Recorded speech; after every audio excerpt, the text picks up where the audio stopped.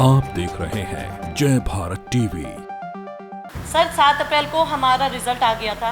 तब से हम लोग तब सड़कों से पे हम हैं लोग सर। ये मानसिक तनाव झेल रहे हैं। अब हम और नहीं झेल सकते। अब नहीं झेल या सकते तो हमें सर। नियुक्ति दी जाए या फिर हमें इच्छा मृत्यु का वो दिया जाए राज्यपाल जी से। मतलब मैं कह रही हूँ कि जब हम पढ़ाई कर रहे थे, एग्ज़ाम दिया था, तब तक भी हमें इतनी परेशानी नहीं हुई थी जितनी आज हमें परेशानी हो रही है।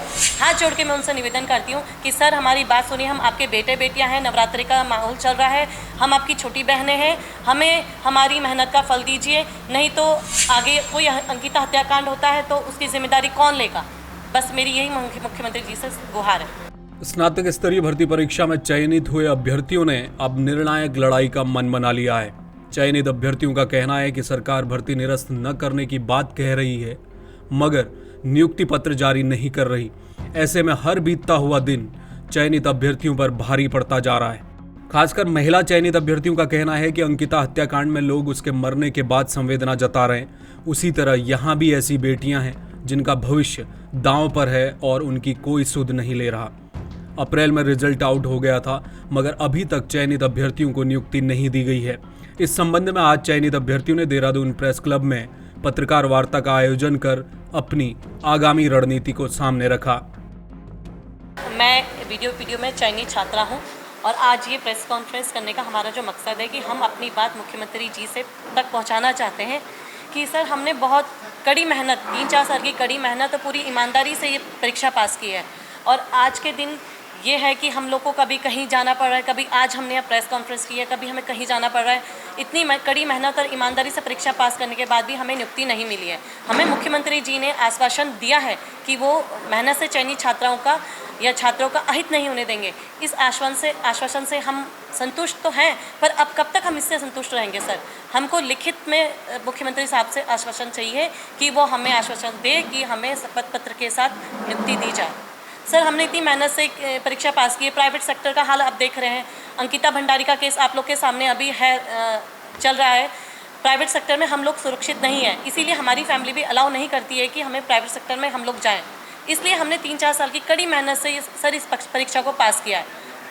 और हमें उन मुख्यमंत्री जी से यही निवेदन है, हाथ जोड़ के मैं उनसे निवेदन करती हूँ कि सर हमारी बात सुनिए, हम आपके बेटे बेटियाँ हैं, नवरात्रि का माहौल चल रहा है, हम आपकी छोटी बहनें हैं, हमें हमारी मेहनत का फल दीजिए, नहीं तो आगे कोई अंकिता हत्याकांड होता है तो उसकी जिम्मेदारी कौन लेगा।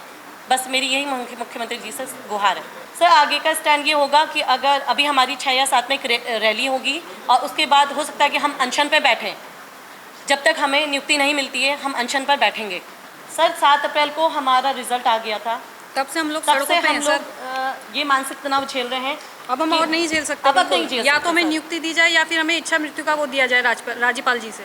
सर विवाहित महिलाएं, सर मेरे बच्चे हैं, मैंने 3 साल अपने बड़ी बच्चों को मेहनत से छोड़ पेपर के निकाला। सड़कों आज में हम घूम बच्चों रहे को हैं। जगह जगह छोड़ के कभी कहीं छोड़ते, कभी किसी के दरवाजे जाते हैं, आज हम यहाँ रखे हैं। सर हम कब तक ऐसे भटकते रहेंगे। लेकिन जब मुख्यमंत्री जी ने हमें आश्वासन दे रखा है कि हम वो हमारा अहित नहीं होने देंगे, तो हमें भी कहीं ना कहीं विश्वास है। लेकिन अब अगर हमारी परीक्षा के विरुद्ध में कोई भी एक्शन होता है तो वो सरासर हमारे साथ धोखा होगा।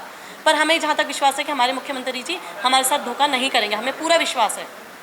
वो हमें लिखित में एक आश्वासन दे दें, हम बस यही चाहते हैं, क्योंकि हर चीज़ की एक टाइम लिमिट होती है सर।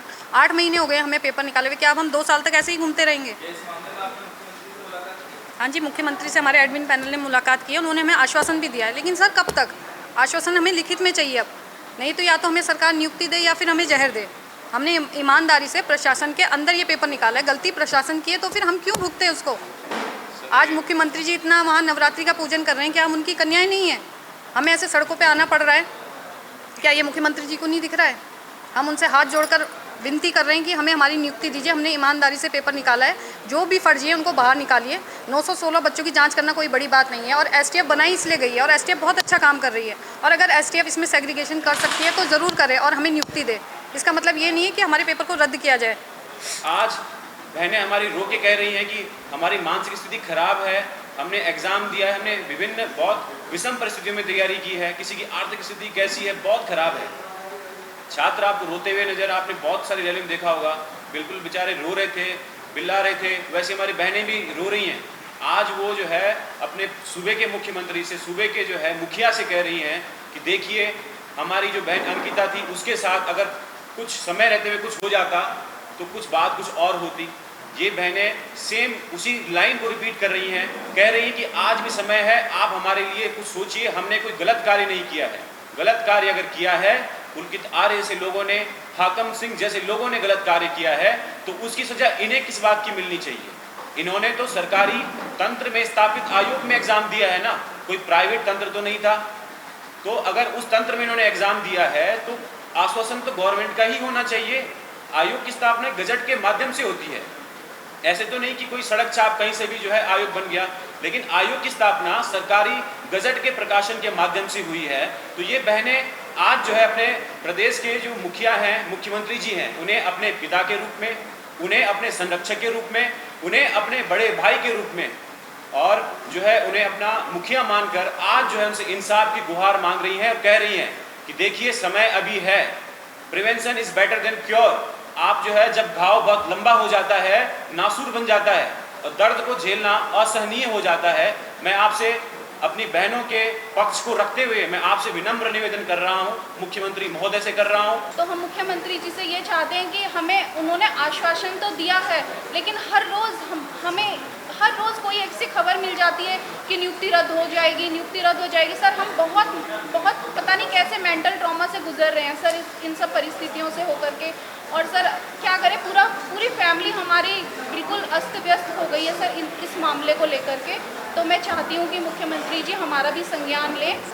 एक अपील करना चाहूँगी कि हम चयनितों के बारे में भी वो सोचें, हमारे बारे में अच्छा सोच करके हमें एक आश्वासन दें, लिखित आश्वासन दें सर, क्योंकि बोलने से कुछ नहीं होता है।